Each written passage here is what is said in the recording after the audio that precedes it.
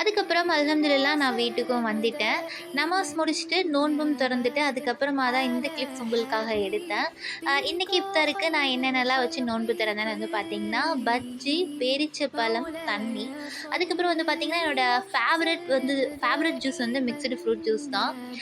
நான் Zomato delivery பண்ண டைம்ல வந்து பார்த்தீங்கன்னா, இந்த ஜூஸ் தான் நான் அதிகமா வந்து குடிச்சிருக்கேன்.